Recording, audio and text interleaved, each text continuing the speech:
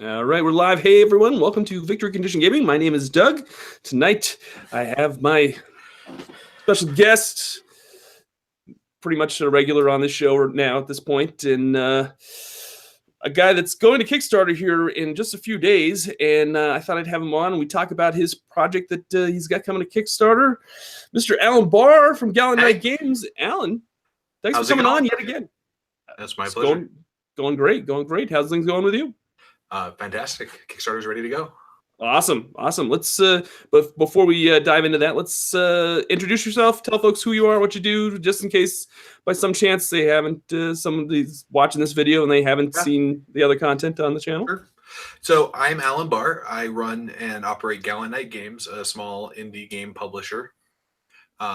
We make a lot of varied games, notably the Tiny Dungeon and Tiny D6 line is probably the one we're best known for. I basically built this channel from the ground up with my appearances on it. So that's basically, you are the foundation of VCG. Without me, VCG has nothing, and I'm well aware of that, and I hold that over Doug's head. It's fine. I get emails every day, like, right. Doug. It keeps me in whiskey. I'm glad it's helping somebody out. But no, I'm a big fan of Alan. Alan is doing some great job, doing some great work with his company, Gallant Games. He's had quite a few Kickstarters that have just been a huge success, and he has an excellent track record of either delivering on time or early. So anybody that's doing that on Kickstarter at this point is getting mad praise from me, because I was talking with another person on social media on our VCG Facebook page, and they said, backers now usually expect projects to be delayed. And I'm like, yeah, but that's not really why it should. That's not how it should be. You should be delivering on time. And so this guy, Mr. Bahr here, is just doing a great job setting realistic time frames, keeping on track, and doing a great job. So I'm really excited to see what this next project is for him. Well, thank you. Yeah, no, I there's no thanks needed, because you're just doing a great job. Let's talk a little bit about this next Kickstarter you got. When's it coming out? It comes out Tuesday on the 9th. We'll turn it live sometime in the morning, Mountain Time, after I rustle myself out of bed. Nice, excellent. And the title of this project is? It's For Coin and Blood. Okay, excellent. And if you were to describe to folks what type of role-playing game it is? Mechanically at its core, it's very classical. You'll find things like levels and classes and hit dice.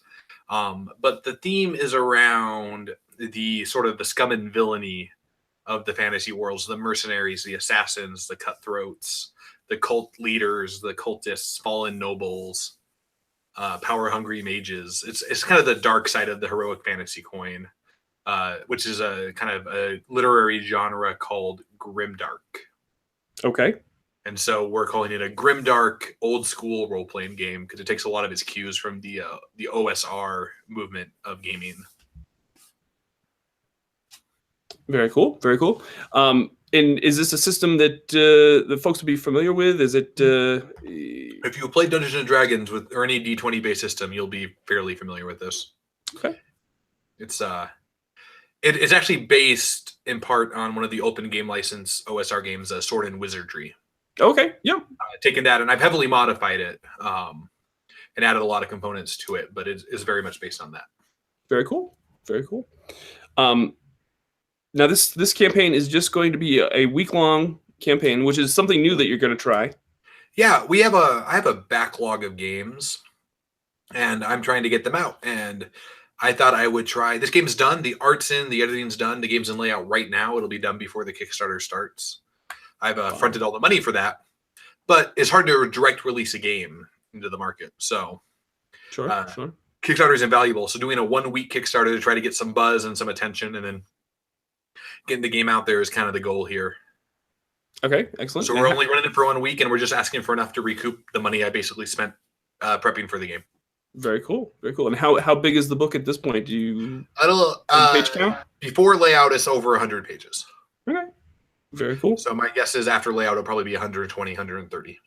Very cool. How long have you been working on this title? I wrote it in November. You wrote it in November, specifically like the first weekend of November. Wow, that's crazy. Been in playtesting and sitting there. Just kind of shows you, like, we kind of talked about this the other last night when you were on. When we did the episode 0 for the Tiny Dungeon, and Ed goes, I want to play a bird creature, and Alan's like, oh, I don't have. There's no bird creature in Tiny Dungeon, and he's like, but I can make one. And then like 2 seconds later, you just whipped out this wall of text and stats for this bird folk for Tiny Dungeon. So this just kind of just reinforces the fact that Alan is just a smart guy, and really. It's just, you're really talented, and I don't want to just say that just to boost your ego or anything, but it's amazing, just to see the production of all this stuff that you do. Well, thank you. It definitely helps that I tend to work in the same 3 or 4 rule sets, so I get pretty familiar. So it's pretty easy for me to pump out the changes I want. Sure. So. Let's see here. Richard is asking, what levels will there be for backers? Now, you've got a really great, simple pledge tier system. Why don't you tell folks what it is? So because we're doing it so quickly, I don't want to deal with the hassle of shipping and printing. So what we're doing is there's 3 pledge levels. There's a $5, a $10, and a $15 pledge level. $5 pledge level is the PDF. Woo, you're done. $5 PDF. $10 is the PDF, plus you're going to get a code to have the book printed via print on demand at cost. So if the book costs $2 to print, you would pay the $10. You'd have to pay the $2 for the book. Then you have to pay whatever the shipping is. Okay. And that's it. You're done. You get the book and it'll be ready to go the day the money comes to us from the Kickstarter. Excellent. And then the $15 pledge is a limited edition pledge of 100 because we're participating in Kickstarter's Make 100 initiative. And it will be a limited edition hardcover of the book. It's got kind of a faux leather look to the cover with the logo on it. It looks kind of like a bloody leather tome. Oh, nice. So you'll get the hardcover. You'll get a code for the softcover. So you can have 2 books, one for use, one for your nice shelf. And then you'll get the PDF. So $5, $10, and $15. Awesome. Simple. PDF softcover, PDF hardcover, softcover. That's awesome. I love it. Yeah, that's it. And shipping and the cost of printing the books are on you as the backer. So you'll get a code and you can do it when you want it. Awesome. Very cool. So yeah, no, I think everybody's going to be up for that. And you said that the faux leather is well, it's not faux. Oh, hard. Yeah. It's not actually faux leather. It's a hardcover with a graphic design that looks like faux leather. Oh, okay. And so it'll just be a normal hardcover, but it will look like a faux leather tome. Gotcha. And there's only 100 of those, so folks, if you want one of those, you got to pledge early. Hop right on there. And let's. I'm gonna go to the chat here real quick. Richard says, "Will 4 coin and blood have dinosaurs?" No, it will not. But that's a question. So. Yeah, no. Usually dinosaurs or polar bears. Are there polar bears in this? There's game? not actually. Oh wow. There's only humans. Is this an Alan Bahr game? It is actually. It's very different for me. Yeah, no. But we're starting a new line of old school inspired games called that's right. Venerable Knight Classics. And this is the first one. Very cool. So the second one, we haven't decided the release schedule, but I've written 8 of these games already. Have you really? Yeah. Oh my word, Alan. I have a problem. This is why we're doing one week Kickstarter, because I can't get these out fast enough. No, that's awesome. I think that's it's great. This game will have I'll get to Richard's question in a minute. Yeah. Anyway, one of the games we've written is something called Astounding Thrills and Other Fantastic Pulp Tales. Okay. And it's sort of a Rocketeer, Indiana Jones meets Atlantis, the Lost Empire from Disney kind of game. Right. So 1930s pulp action where the earth is hollow and dinosaurs live inside the earth. So there are dinosaurs in this rule set. They're just in a different game down the line. All right. No, I dig that. And they'd be compatible back and forth. So good. There is not a bestiary in this book. Yeah, Richard asked, is there a bestiary in the new game? Right. There is not. It's more a collection of antagonistic NPCs. Okay. And stuff like that. So, and not even much of that really. The game is a very gritty, dark human against human. So you're actually kind of expected to stat out the enemies they're going to face as you face them. So there's not like a full bestiary, no. Okay. But any old D&D game bestiary will be totally compatible. It wouldn't be no difficulty at all to port that over. So cool. Frank Hart says standard classes or new ones? All new classes, inspired by the standard classes, and some of the abilities will be the same. You'll see a lot of similarities, but totally new classes, all with some unique abilities. We've changed the way critical hits work. We've added a special attribute called infamy. Okay. Which represents how feared and infamous your criminal is. Nice. And it can modify your stuff. There's a set of rules for managing a criminal enterprise and moving up the ranks inside criminal organizations and specialized training and things like that. So we've added a lot. The classes, I'll just run down them real fast. There's the assassin, which is sort of a sneaky backstabber type like you would expect. Sure. In true OSR fashion, every class has a way to get bonus XP. A lot of the OSR games were like, if you're a wizard and your intelligence is 15 or higher, you get 5% extra XP all the time, right? Okay. Yeah, right. The assassin gets bonus XP based on the amount they make assassinating people. Okay. So the more they kill people for money, they get a percentage of that as bonus XP. That's pretty cool. So there's the assassin, there's the cut purse, which is your more standard thief type. And then we have the cell sword, which is an equivalent to a fighter. They're hard to kill. They get in the way. They kill stuff really well. That's cell sword. You have the cult leader, which is the equivalent of a priest or a cleric. They have the divine magic, but they establish a cult. At high levels, they actually get a cult that follows them around doing stuff. Oh, wow. That sounds really cool. Yeah, so all the classes get something. Like the assassin gets to start an assassin's guild. The cut purse gets to start a thieves guild. The cell sword will start a mercenary company. The cult leader starts a cult, obviously. The magus, which is our wizard, he starts a wizard tower school thing. Yeah, okay. Excuse me. And then we have the knight, which sounds like a weird choice, but the knight is specifically a fallen noble. Okay. Like a noble who was kicked out of his family, he's out for revenge, or a knight who broke the code of chivalry and everybody ostracizes him now. All right.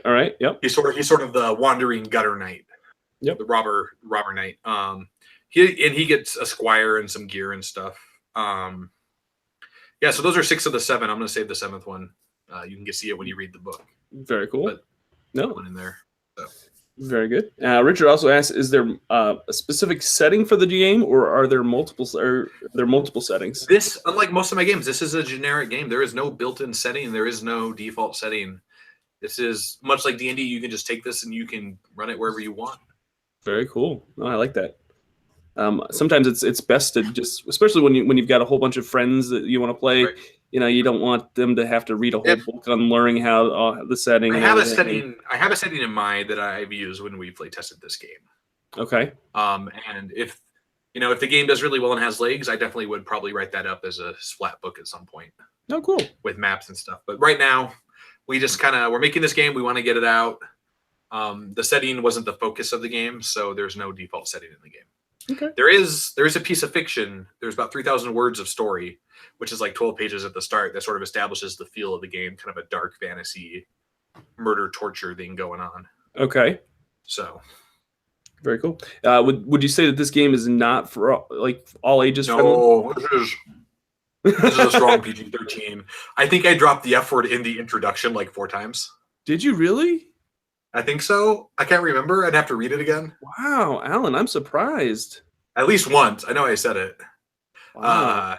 Yeah, right. And it's kind of like my crescendo of violence game. Okay. Which, if you've read that, I think the setup rules are like, say the F word a lot, get everybody a little drunk. Not really a game for kids. Right. This one's definitely serious, dark, and violent.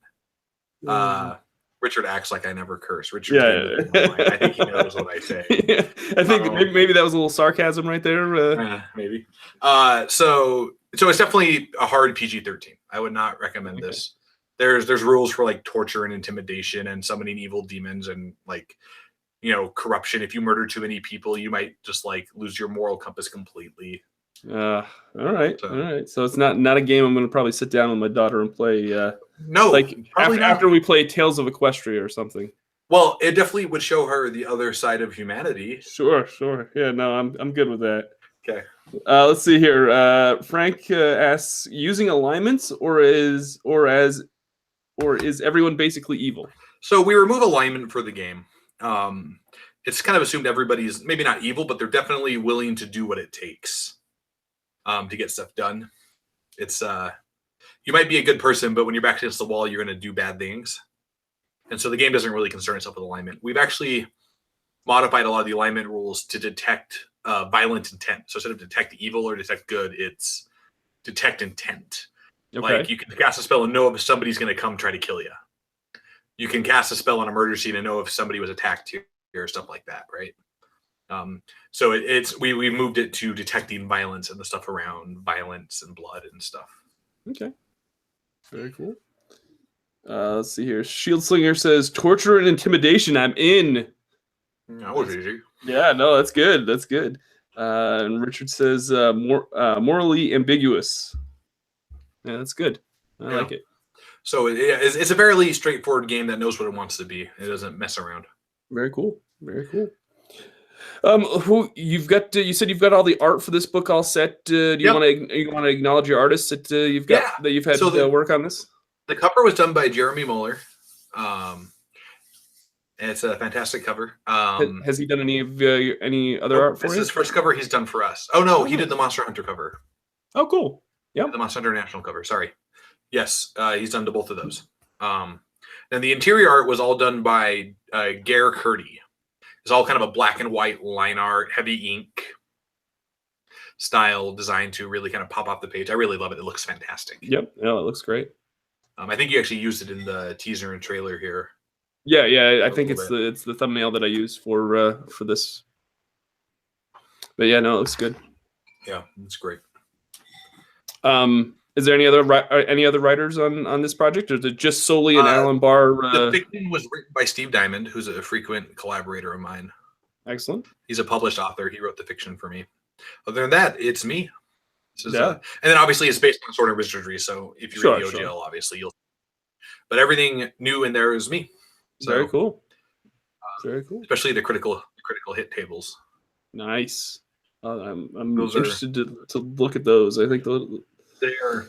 If you have a weak stomach, I would not suggest reading them. Toby Abad says, "Loving Doug's shirt." Oh no, he's talking about Alan's shirt. Ouch. Yeah, I got it from Clever Cow Designs. Yeah, fantastic. We'll be setting up a merch store soon. So nice. Yeah, I've heard of them. They're not yours, right? They do. Yeah. Yeah, they're good folks. Richard says, I'm assuming there are no stretch goals. That's what he's asking. No, there's no stretch correct. goals. This is a one and done kind of thing. If it does really well, like I said, we'll definitely add more content to the line. Okay. But anything extra we raise is actually going to go towards procuring art for the next game in the Venerable Knight Classics line. Oh, nice. So, nice. Yeah. Nice. Basically, our goal is anything extra we make, we're just going to put back into the future games. No, I think that's smart, and that's a good way to go, especially when you're building a product line. That's what you want to do. Yeah. And Toby says that he's envious of my shirt. Oh, probably no. He's probably envious of your shirt now. You can be envious of both. We'll just assume maybe. Both. Maybe. Yeah. So it's gonna be print on demand. People can just back at 5, 10, 15. Nice and easy. Nice and easy. As soon as the Kickstarter ends and you get the money, it's when the codes get sent out. Is that how it's going to work? It'll be the day Kickstarter pays me out, which is roughly 2 weeks after the Kickstarter ends. So probably the end of January, right around my birthday. Everybody will get a free game. Well, not a free game, a new game. But a new game. Yep. That's great. That's great. Right around Alan's birthday. How old are you going to be this year? I will be turning 30. Whoa, 30. Alan, the big 3-0. Getting old. Wow. I was going to ask if you were even if you were old enough to even drink that beverage that you got there. Yeah, I'm scraping by there. 30, yeah, 30 was a big one for me. That was a tough one. Richard says you're a baby. Yeah, well, I got no response to that. Yeah, no. So no, I'm really excited for this project. Yeah. It's going to make a huge amount of buzz. There's a lot of stuff going on Kickstarter in January, but I think this is going to be a big hit for you. I really hope so. Like, honestly, I'd just be happy if we made enough to recoup what we spent on the game. But anything extra, I'm definitely intending to throw at the next game in the line, which I'm really deciding what it's going to be between all the ones I wrote. So very cool. Very cool. But yeah. I think, if anybody has any other questions, let me know. We'll wait a couple more minutes and see if anybody else has any other questions, and then we'll kind of sign off and look forward to Tuesday, January 9th for this big launch. This is gonna be great. So, what time are you rolling out of bed that morning? So folks I'm usually out by 8. So. Nice. So that'll probably be like 10 o'clock for us on the East Coast. It'll probably go up around 11 your time. Yeah, 9. Nice. In the morning my time. So very cool. Give it a final run to double check everything. You know how it is. Absolutely. Well, it doesn't look like there's any other questions. So, Alan, I'm going to say thank you for coming on tonight and talking about For Blood and Coin. Really excited to see how this does for you, and I think it's going to be a huge success. Thank you. I'm really excited about a new product line for Gallant Knight Games. And wait a minute. Oh, we got a question. Got a couple questions. Richard says, "What is your favorite grimdark book?" I'm a big Joe Abercrombie fan. Okay. The First Law trilogy. I also really like Glen Cook's Black Company series. Those are probably my 2. Okay. Actually, that was in my notes. I totally forgot that. I skipped down. I was going to ask if there was any literature or novels that inspired this game. Yep, those would be huge ones. In the book, I have a list. Let's see here. That I recommend. Frank says it was 5, 10, and 50 or 15 for the pledges. It was 15, right? It's 15. Yeah, it's increments. So 5, 10. Yeah. Yep. So 5 for the PDF, 10 for the softcover and PDF with using the print-on-demand code. Right. And then 15 for the hardcover, softcover, and PDF using the print-on-demand codes for the hardcover and softcover. Very cool. And what do you have set for a funding goal?